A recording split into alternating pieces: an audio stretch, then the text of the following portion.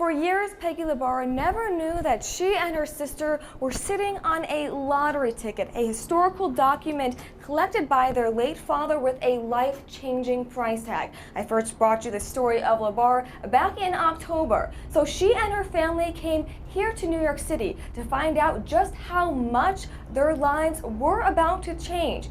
And when they came here, they got in this elevator and walked out of these elevator doors into the Swan Auction House. And they tell me that when they walked through these doors, they never expected what would come next. I just closed my eyes when the bidding was going on, thinking, this isn't real. I'm not here. This isn't really happening. I'm dreaming. But it was real. Peggy Labarra, her sister, and their families were at Swan Auction Galleries in New York City. Up for bid, their late father's original Thomas Paine document, American Crisis, all anxious for this moment. But while walking to the auction, Labarra says she suddenly felt her father was sending them a message by leading them to a special park. I looked up and the name of the park was Thomas Paine Park. We had no idea where we were. And then I saw a historical sign in there mentioning American Crisis. So of course we took selfies. So that, to me, was a sign that good things were going to happen today. And boy, did they happen. The bidding began at $65,000, and it only took off from there. 70,000, 75,000, 85,000, 90,000. Until finally, $100,000. Oh my God. Any advance at 100. Sold $100,000. Thank you very much. Nice. For Thomas Russell. 100 grand. Copy book. a gift Labarra feels her late father wanted them to have this holiday season. We'll definitely include this in our Thanksgiving prayer around the table with lots of family. So what comes next for Peggy and her family? Well, she tells me that she and her sister do plan to take a few trips, but with the holidays right around the corner, they say this experience made them realize that their late father is still looking out for them. In New York City, I'm Rachel Yankunis, News 10 ABC.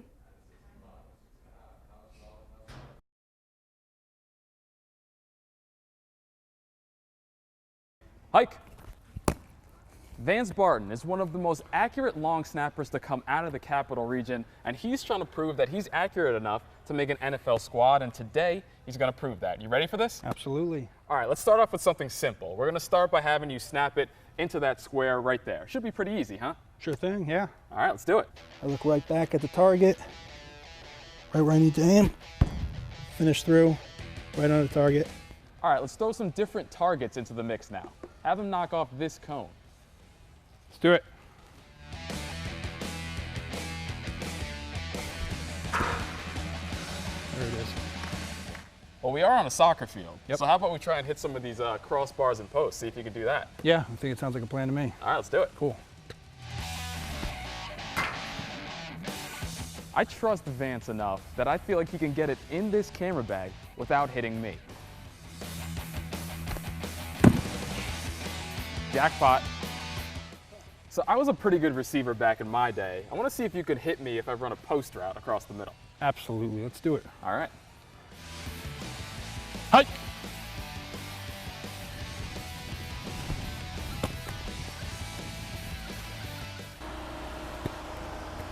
All right, I think it's time to bring this up a notch. We're going to have Vance long snap the football right through this open window.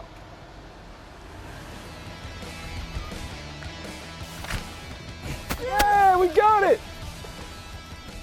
So it's evident today that you proved you're pretty accurate when it comes to long snapping. Keep that up, and I'm sure an NFL team's going to come knocking at your door pretty soon. I appreciate that, man. Thanks for all your work today, Thank you, man.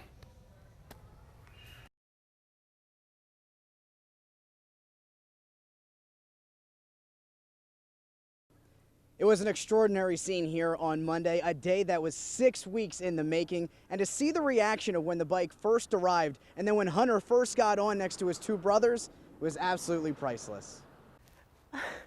Amazing. I never thought this day would happen. We're very excited.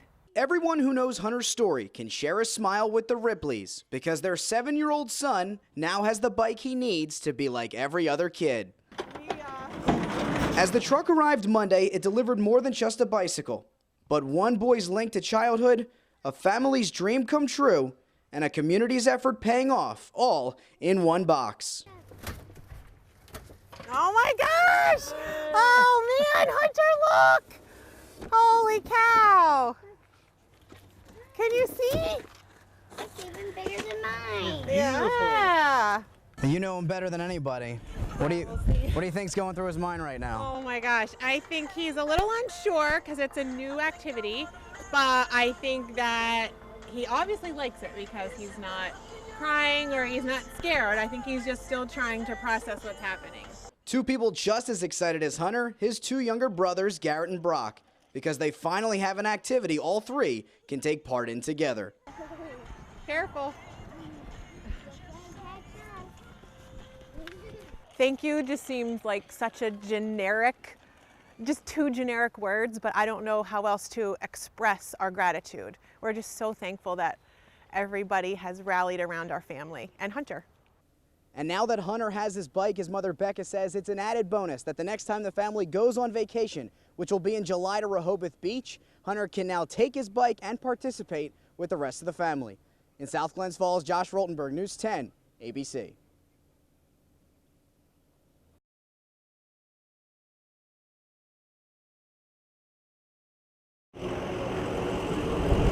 Maybe you've seen the New York State Police Aviation Unit in action from afar, tracking the herd of escaped bison through Albany County, or checking on the landslide at the Normanskill. Vominee Selector Central Bus.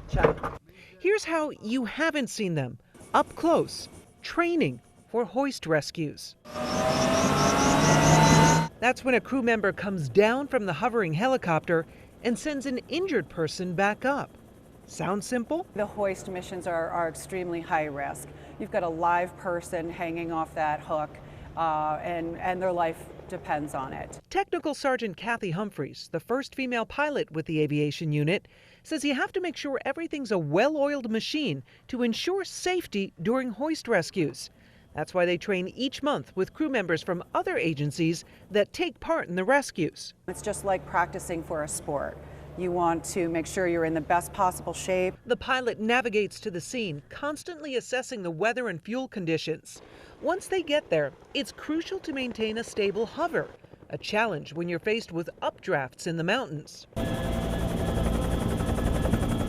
Because that can present a dangerous situation to the air crew. When you have the hoist, the litter, swinging, it might even come up and hit the rotor blades. You have someone's life in your hands on these missions. Yes, that is always constantly going through your mind. It is your responsibility for the entire safety of the entire air crew. The hoist operator acts as the eyes in the back of the pilot's head, making sure the rotors are clear as they lower the rescuer and receive the victim. I think the immediate gratification is there, especially for medevacs. You arrive at a scene, you pick up a patient, you bring them to the hospital, and you realize that you are actually assisting in life-saving efforts. It's an incredible feeling.